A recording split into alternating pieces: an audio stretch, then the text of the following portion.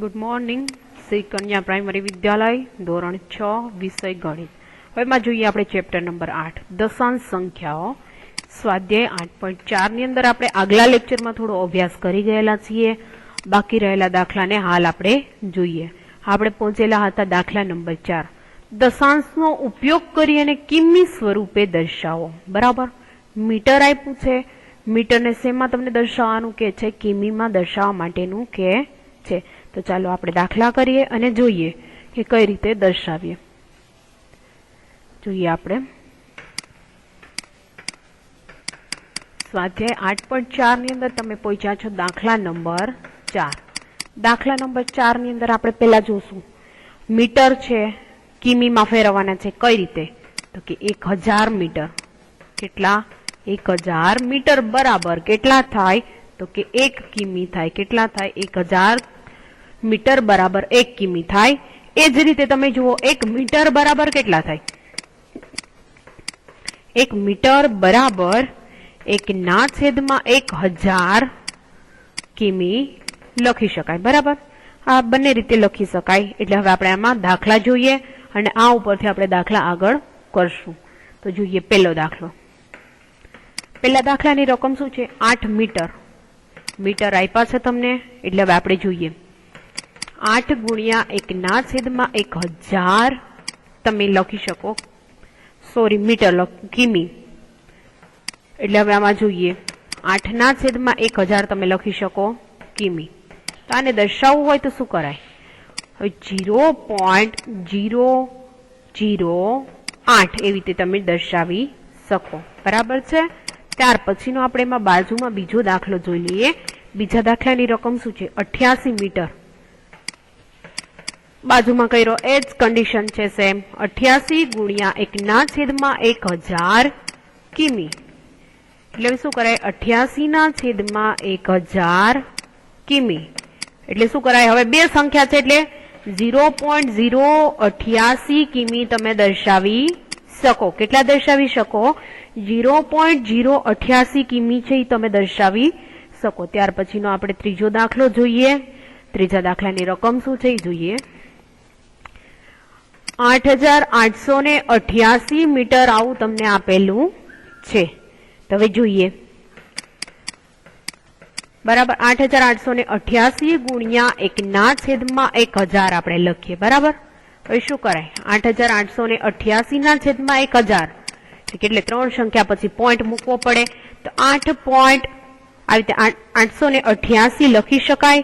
તો 8.888 કિમી દ્વારા આપણે દર્શાવી શકીએ. બરાબર, ત્યાર પછીનો આપણે એમાં દાખલો આપેલો છે ડી. ડી દાખલો આપેલો છે એ જોઈ લઈએ. દાખલા નંબર ડી 70 કિમી. 70 કિમી અને 5 મીટર. કેટલું આપ્યું છે? 70 કિમી અને 5 મીટર. હવે જોઈએ 70 કિમી ને 70 કિમી એમને રહેવા દો, પણ મીટર ને કિમીમાં ફેરવવું છે. એટલે જોઈએ કઈ રીતે ફેરવીએ. 70 કિમી ના કિમી એમને પ્લસ 5 મીટર છે એટલે 5 ગુણ્યા 1/1000 કેટલા લખશો તમે? 1000. બરાબર, 1000 તમે લખશો ત્યારે તમે કેટલા લખી શકશો? કિમી. 70/70 એમને રહેવા દો. હવે આને ફેરવીએ તો કેટલા લખી શકાય? 0.005 કિમી દર્શાવી શકાય. હવે શું કરશું? બંનેનો આપણે કરી લઈએ પ્લસ. બંનેનો પ્લસ કરીએ તો કઈ રીતે લખી શકાય? 70.005 કિમી દર્શાવી શકાય. બરાબર, અહીંયા તમારો આ દાખલાનો જવાબ છે ક્લિયર થાય. ત્યાર પછી આપણે એમાં પાંચમો દાખલો છે એ જોઈએ. દશાંશનો ઉપયોગ કરી કિગ્રા સ્વરૂપે દર્શાવો. તમને ગ્રામમાં આપેલા છે. ગ્રામને તમારે શેમાં લખવાના છે? કિગ્રામાં લખવાના છે. જોઈએ આપણે દાખલા. દાખલા નંબર 5. દાખલા નંબર 5 માં 1000 ગ્રામ. કેટલા? 1000 ગ્રામ એ કેટલા થાય? તો કે 1 કિગ્રા દર્શાવી શકાય. કેટલા દર્શાવી શકાય? 1000 કિગ્રા દર્શાવી શકાય. એ જ રીતે તમે 1 ગ્રામ 1 ગ્રામ તમે કેટલા દર્શાવી શકો? તો કે 1/1000 કિગ્રા દર્શાવી શકાય. બરાબર. ત્યાર પછીનું આપણે જોઈએ દાખલા બાજુ હવે થોડી નજર કરો. દાખલા નંબર પહેલો આપણે જોઈ લઈએ. દાખલા નંબર પહેલાની રકમ શું છે? 2 ગ્રામ. કેટલા આપ્યા છે? 2 ગ્રામ. ગ્રામને તમારે શેમાં ફેરવવા છે? કિગ્રામાં. શું કરશો? 2 ગુણ્યા 1/1000. હવે તમે લખી શકશો કેટલા? તો કે કિગ્રા લખવાના છે એટલે આપણે અહીંયા કિગ્રા દર્શાવી શકીએ. બરાબર. હવે જોઈએ 2/1000 કિગ્રા એટલે શું કરશું? 0.002 કિગ્રા દર્શાવી શકાય. હવે એ જ રીતે આપણે બાજુમાં બીજો દાખલો જોઈ લઈએ. બાજુમાં બીજો દાખલો છે 100 ગ્રામ. ગ્રામ આપેલા છે, ગ્રામને કિગ્રામાં ફેરવવાના છે. શું કરશું? 100 ગુણ્યા 1/1000 કિગ્રા. કિગ્રા છે. હવે લખો 100/1000 બરાબર કિગ્રા. આ રીતે દર્શાવી શકાય. તમારે કિગ્રામાં દર્શાવ્યું. હવે શું થશે? છેદ ઉડાડવા હોય તો ઉડે. 20 કેન્સલ. વૈધા કેટલા? 1/10 કિગ્રા. આ રીતે વૈધા. તો આને મારે દર્શાવવા હોય તો કેમ દર્શાવી શકાય? 0.1 કિગ્રા લખી શકાય. બરાબર. ત્યાર પછીનો આપણે એમાં ત્રીજો દાખલો છે જોઈ લઈએ. ત્રીજા દાખલાની રકમ શું કે છે? 3750 કિગ્રા. સોરી, ગ્રામમાં આપેલું છે એટલે ગ્રામમાં આપણે લઈએ. ગ્રામમાંથી કિગ્રામાં ફેરવીએ. 3750 ગુણ્યા 1/1000 કિગ્રા દર્શાવી શકાય. હવે જોઈએ 3750 ના છેદમાં સીધા ડાયરેક્ટ 1000 લઈ લઉં છું.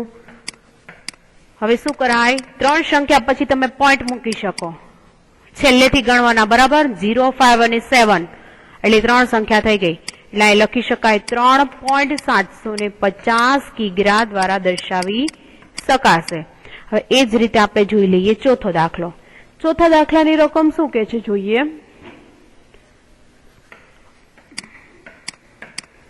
ચોથા દાખલાની રકમ શું કે છે? 5 કિગ્રા. 8 ગ્રામ. હવે તમને 5 તો કિગ્રા આપી દીધા છે ઓલરેડી. હવે તમારે બાજુમાં 8 ગ્રામ છે ને કિગ્રામાં ફેરવવાના છે. તો ફેરવીએ અને જોઈએ. 5 કિગ્રાના કિગ્રા એમને રહેવા દો. 8 ગ્રામ છે એને શું કરશો? 8 ગુણ્યા 1/1000 લઈ લો. ત્યારે શેમાં આ પણ ફરી ગયા કિગ્રામાં. હવે લખવું હોય તો 5 કિગ્રા પ્લસ 8/1000 તમે દર્શાવી શકો. હજુ જો એને ફેરવીએ 5 કિગ્રા. 8 ને ફેરવાય તો 0.008 કિગ્રા દર્શાવી શકાય. હવે શું કરાય? બંનેનો પ્લસ કરી લઈએ. બંનેનો પ્લસ કરો એટલે કેટલા થશે? તો જોઈએ. બંનેનો પ્લસ કરીએ એટલે 5.008 કિગ્રા દર્શાવી શકાય. કેટલા દર્શાવી શકાય? 5.008 કિગ્રા દર્શાવી શકાય. હવે એ જ રીતે ત્યાર પછીનો એમાં છે 5મો દાખલો ઈ. બરાબર. જોઈ લઈએ. 26 કિગ્રા. ત્યાર પછી 50 ગ્રામ. 26 કિગ્રા અને 50 ગ્રામ. જોઈએ કન્વર્ટ કરીએ. 26 કિગ્રા છે. કિગ્રાના કિગ્રા એમને રહેવા દો. 50 ગ્રામ છે ને કિગ્રામાં ફેરવવા છે. એટલે શું કરાય? એને ગુણ્યા 1/1000 તમે લઈ શકો. ત્યારે શેમાં ફેર્યા? કિગ્રામાં. બરાબર. તો 26 કિગ્રા પ્લસ 50/1000 લઈ લો. એટલે આ રીતે દર્શાવી શકાય. 26 કિગ્રા પ્લસ આને તમારે દર્શાવવું હોય તો કઈ રીતે તમે દર્શાવી શકો? 0.050 કિગ્રા દ્વારા દર્શાવી શકાય. બરાબર. આ રીતે દર્શાવી શકાય. હવે શું કરીએ? બંનેનો પ્લસ કરી લઈએ. બંનેનો પ્લસ કરી અને જોઈએ કે કઈ રીતે દર્શાવી શકાય. 26.050 કિગ્રા દ્વારા દર્શાવી શકાય. બરાબર. અહીંયા તમારો જવાબ છે ક્લિયર થાય. તમારું સ્વાધ્યાય પણ અહીંયા ક્લિયર થઈ જાય છે. આપણે બાકીના હવે નેક્સ્ટ લેક્ચરમાં બધું જોઈશું.